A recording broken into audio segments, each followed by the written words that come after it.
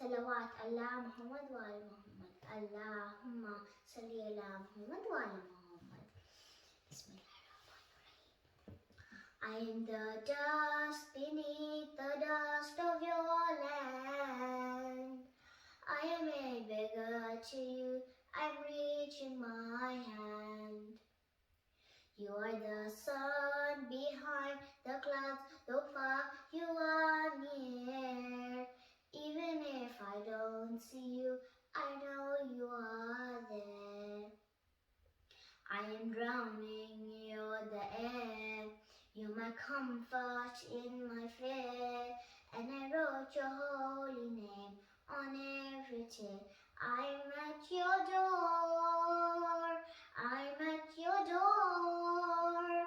And I am knocking, pleading, let me into your remorse.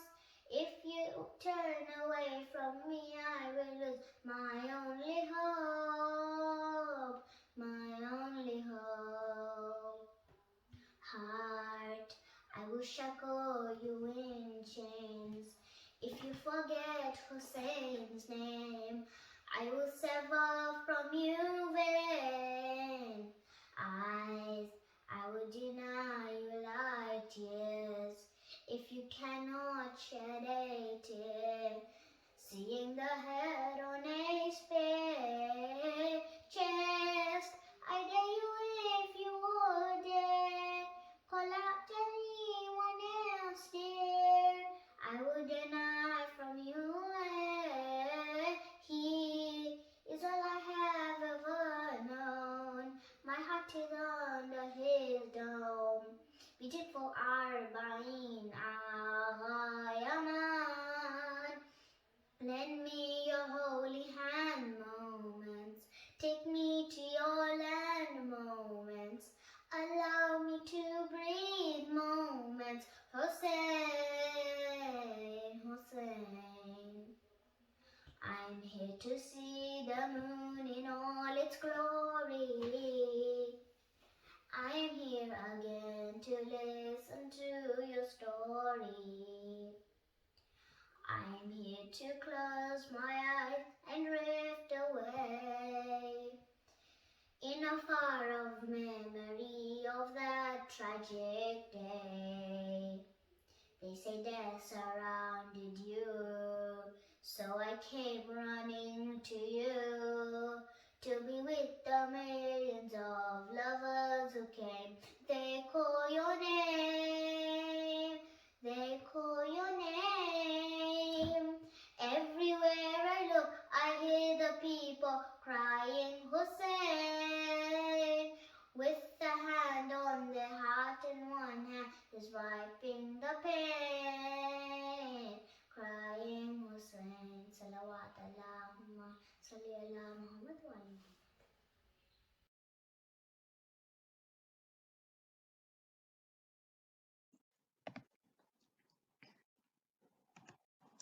Assalamu alaikum wa rahmatullahi wa barakatuh. So today we are going to be talking about our eighth Imam, Imam Ali Raza. Our prophets and Imams, they are those who were the best of us in their deeds and in their faith in Allah. And there's a lot that we can learn from them. So today is the wafat of Imam Ali Raza, who is our eighth Imam. So what wafat means is that it's the day, it's their death anniversary, so that the day that they passed away, right? So which is today on the 29th of Safar is when our eighth Imam passed away. And so today we'll look at a little bit of his life and what lessons we can learn from his life, what he did during his life that we can benefit from, and how we can follow him today. So our eighth Imam, he was very famous for being one of the nicest and the kindest people. And so that is something we look at and see how we can bring that into our lives as well. So before we start off, let's have a quick check on how much do we already know about him, right? So a few simple questions. The first one is his name is What is the name of our eighth Imam? His name is Ali. Yep. And his title is Ar-Riza, right? And that's what we commonly know him as, Imam Ali Ar-Riza. So we put his name and his title together. He is our, which Imam is he? He's our eighth Imam.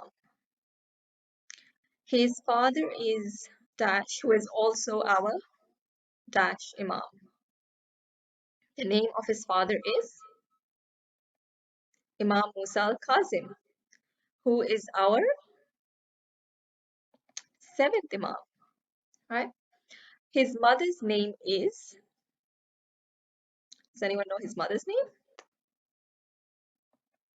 Is Sayyida al-Baneen. And she was also known as Najma, right? Sixth question. He is buried in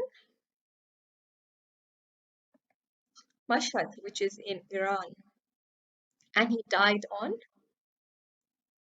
the 29th of Safar. Right, so just a few basic facts about him. Now let's get into the topic. So, like most of our Imams, Imam Ali Raza was also born in Medina, right? So his father, who is we just looked at, he was our seventh Imam, which is Imam Musa al-Kazim, right? So when Imam Ali Raza was born, his father, he said about the Imam that he is the Baqiyatullah on this earth, which means that he is the one that is left for giving us guidance on this earth, right? So that's what his father said about him.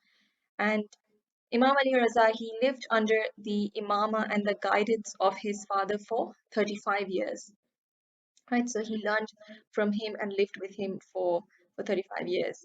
And then after that, when his father passed away, he became the imam, and his imama lasted for 20 years, right? So Imam Ali Raza was an imam for 20 years. And during his period of imama, there was a man called Mamun al-Rashid who was the caliph of that time, which means that he was the ruler of the Muslims. But Mamun, he was a very, very cruel man, and he used to do many haram things, and he was a really bad person. And later on today, we look at how Mamun killed our Imam, because it is Mamun who actually, because of whom the Imam died. Right, so we look at that later today. Imam Ali Raza, he was very famous for his wonderful character. He had many great qualities, and he was given many different titles, right? And his most special title was what we very commonly know him as is Ar-Riza, which means contentment and pleased, right? So contentment means that you're content with something, you're satisfied with something. Um, so that is what the meaning of his title is. And someone once asked Imam Ali Raza's son, that is our ninth Imam, Imam Muhammad al-Taqi. Someone asked him as to why the Imam was known as Ar-Riza.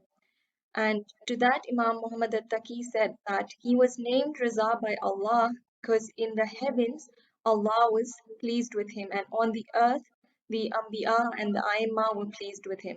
That is, the prophets and the Imams were very pleased with him on this earth. Right, and that's why he was given that title. And he also has some other titles like As-Sabir, which means the patient one, and another one Az-Zaki, which means the pure.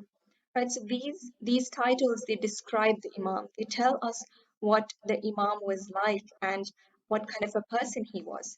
Right, so if he has a title called As-Sabir, that means it shows us how patient the Imam was. And other than that, Imam Ali Raza, he was also very, very intelligent. He knew more than anybody else did during his time.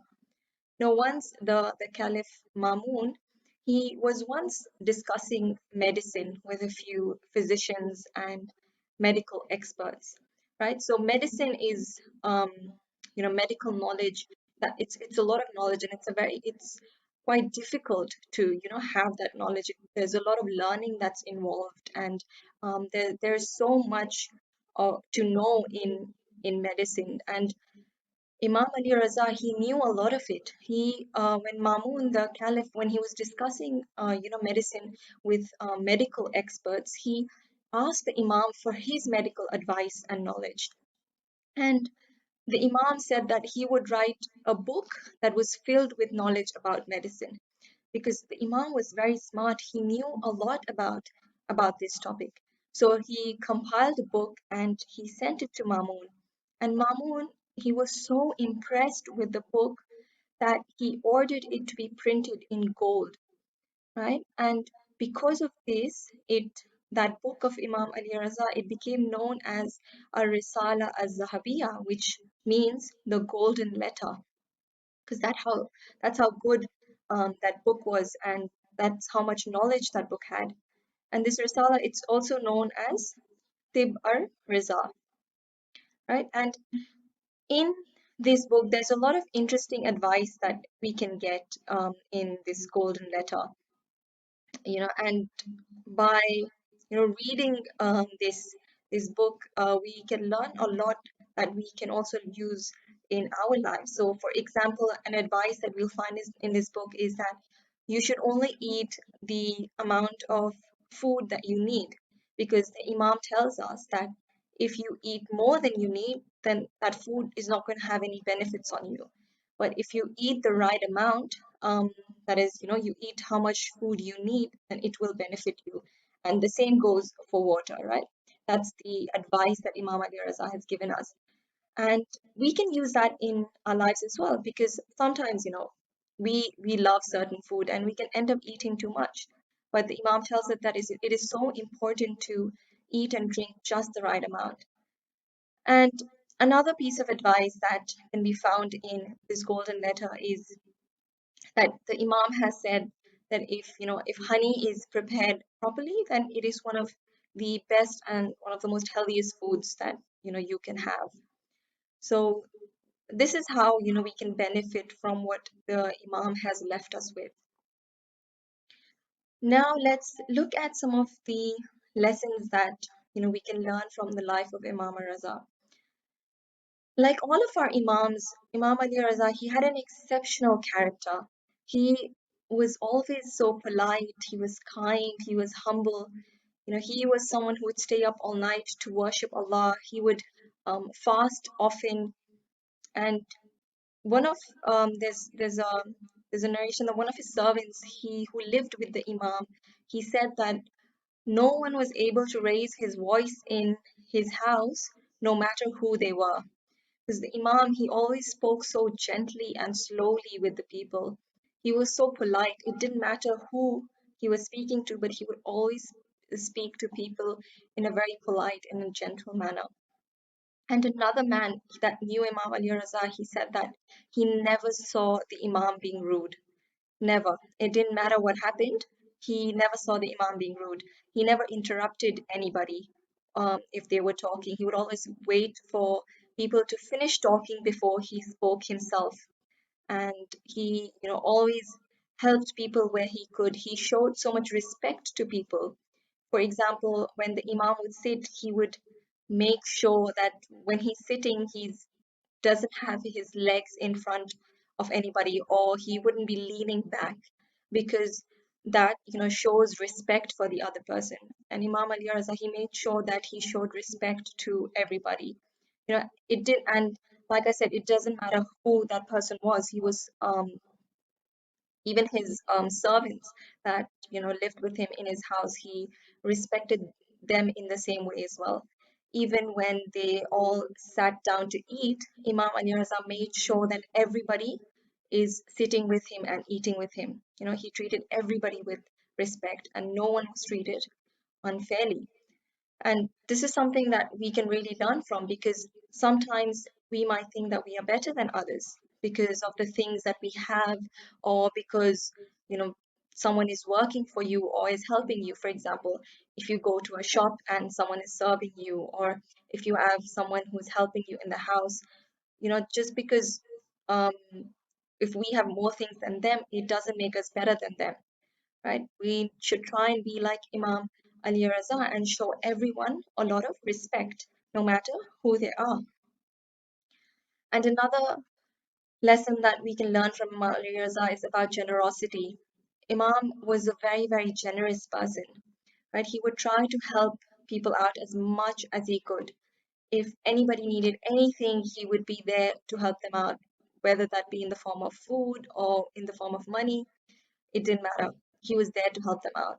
And just to give you a small example here, there's a story of the Imam that once a man, he was coming back from Makkah and he met Imam and he said to him that, I've just come back from Makkah. I've lost all of my money. I don't have enough money to get home. So could you please help me? And he also said that, once I get back home, I'll pay that money in the form of charity, you know, the money that the Imam gives him. So the Imam said, okay, he made the man sit down. He said, come and sit with me and my friends. And they all sat and talked for a while. And after a little bit, the Imam went to his room. And after some time, he opened the door. He then stretched out his hand from behind the door and he called the man who had asked for help. And then he said to him, take this 200 dinar and spend it on your own needs so that it brings blessings to you. And he said to him, it's not necessary for you to give this in charity. Just take this money and go so that I don't see you and you don't see me. And he said all of this to that man while he was standing behind the door, right? So he couldn't see the man and the man couldn't see him. And so the man left. And at that time there was a friend of the Imam who was looking at what was happening and he was very confused. He asked the Imam, why were you hiding and giving him the money? Are you doing him a favor? Why did you come out? And the Imam said that I did that because I was worried that I might see his face and that he would become embarrassed. Right? Didn't want that person to become embarrassed for asking for help, for taking that money. And then the Imam also said that, he repeated a saying of the Holy Prophet in which the Prophet says that if a person hides his good deeds, he gets the reward of doing Hajj 70 times. Right? So this incident, it shows us how giving and generous our eighth Imam was. And not only that, he also teaches us that if you ever help someone or do something good, you should try and hide your good deed. And there's no need to tell everybody about it or show off about it. Just should just be between you and Allah. And Allah is watching you. He knows the good deed that you've done, and that should be enough. Right? So these are some lessons that we can learn from the life of our eighth Imam. All right, so moving on to Imam Ali Raza's death. So as I said earlier, Mamun, the caliph at that time, he was a really bad person. And many Muslims did not like Mamun and the way he ruled. And on the other hand, people were really drawn towards our eighth Imam's excellent akhlaq and superior knowledge. And Mamun didn't like that, that people didn't like him and they liked the Imam. So Mamun, he tried to fool the people by telling everyone that he is choosing Imam Ali Raza as his successor. That is, he said to everyone that, after me, Imam Ali Raza is going to be the leader. So he was just, tricking people, showing everyone that, look at how good I am and I'm going to have Imam as the leader after me. He just wanted people to like him.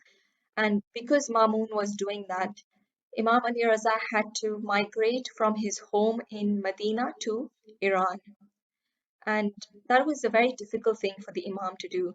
The Imam, he was very, very sad to leave Medina. Medina was his hometown. That is where he lived. And he had to leave Medina and go to Iran. And his family was very sad to also separate from him, especially his sister, Sayyida Fatima al-Masuma. She was very sad when the Imam had to leave. It is very difficult to just leave your home and go to another country. But even after that, more and more people began to like and accept Imam Raza, and this made Mamun very, very angry. And because of this, Mamun was very mean to the Imam, and he tried to trouble the Imam as much as he could. He would not allow him to leave his house. He would always try and come up with something that would make it difficult for the Imam. And then eventually Mamun, he put poison in the Imam's food in some grapes. So he poisoned some grapes and then he sent it to the Imam to have Imam eat them. And so when the Imam ate the poisoned grapes, he had poison in his body, and then he went through great pain, and eventually he passed away in his house. Right, so that is how our Imam passed away. And Imam Raza, he's buried in the city of Mashhad, which is in Iran. And Imam Ali, he tells us that if a person, has any problems and visits the shrine of Imam Ali Raza, Allah will solve his problems. And if a sinful person visits it, Allah will forgive his sins. Right? That's how special the shrine of Imam Ali Raza is. And it's a beautiful shrine. As you can see, there's a golden dome that has been built over the grave of the Imam. Right, so it's a really beautiful haram to go to. Right, so that is our uh, topic for today. Right, hopefully we learned a little bit about our eighth Imam. Now we'll go on to our activity. All right, so this is a crossword, right? And so we have a couple of, clues, some that go across, that is, horizontally, and some that go down, so vertically. And there are numbers. So the number of the clue matches the numbers that you can see on the crossword as well. So that's why it'll fill in. All right. So let's start off with the first one. Imam Ali Raza's most special title was a Raza, which means dash and pleased. So that's the first one. If you can see that, the number one that goes across. What do you think Ariza means? Dash and pleased.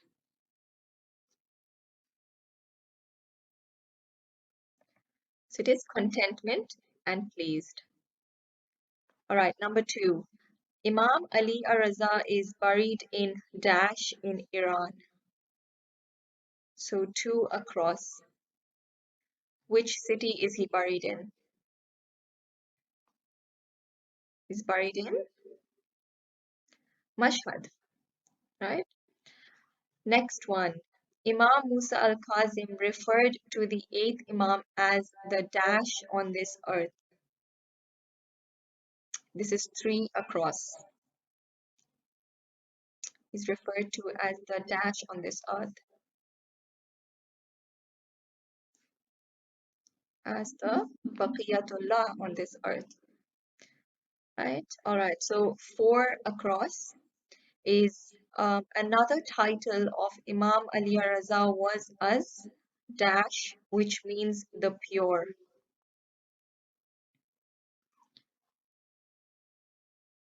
Which title means the pure? It is as Zaki, right? All right, let's move on to the down clues. Number five, down. The question is, the book about medicine written by Imam Raza was then printed in gold and came to be known as a Risala al-Zahabiyya, which means the dash letter. This is five down. So we have a clue there. The last letter is N. That book is called the dash letter. The golden letter, right? All right, next question. Sixth down. Imam Reza's sister is also buried in Iran in Qum. Her name was Sayyida Fatima al. The name of Imam Reza's sister. Do we have a clue? Yeah, we have a couple of clues there. M and an H for six down. Her name was Sayyida Fatima al Masuma. All right, seven down. Imam Ali Raza wrote a book filled with knowledge about medicine and sent it to, who did he send it to who was really impressed with that book and got it printed in gold? He sent it to Mamun. Right, next one. This is 8 down. Imam Ali Raza also had some other titles like Us Dash, which means the patient one.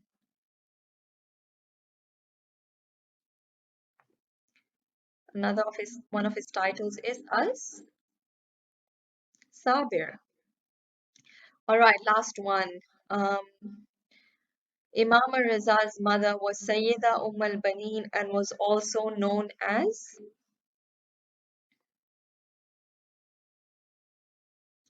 the name of Imam Raza's mother is Najma, right? So that is our activity done.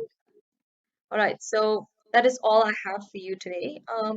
We looked at the life of Imam Raza and we looked at some lessons that we can learn from him. So let's try for today and try to be like him and try to follow his teachings. For example, we can try to be more kinder and more respectful to everybody around us, no matter who they are. And another thing that we looked at is how generous the Imam was, and we can take on from that to always be willing to help others out, and to always make sure that we're not showing off about it, and it should just be something. Your good deeds should be something between you and Allah, right? And finally, we also looked at the shrine of Imam Raza, where he's buried. And, today Mashhad has become a very important city for the followers of the Ahlul Bayt. And we also have in our narrations that whoever performs the ziyarah of Imam Raza will get the sawab of 100,000 Hajj and Umrah. Right, so going for the ziyarat of Imam Raza is something very, very special. And we pray to Allah that we all get the opportunity to go there very soon. Right, so that's it from me today. Thank you so much for listening. Khuda Hafiz.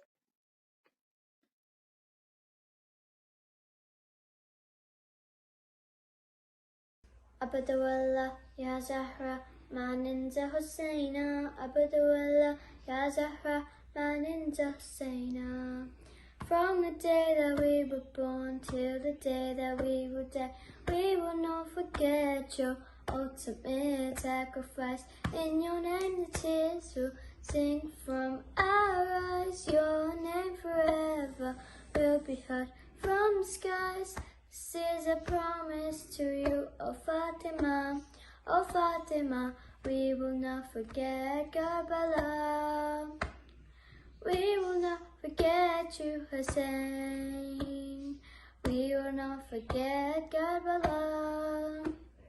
We will not forget you, Hussein. In the land of Karbala, you were standing all alone, with no family around and so far away from home. No one was by your side, but today we have shown till the day that we will die. To your shrine we will crawl.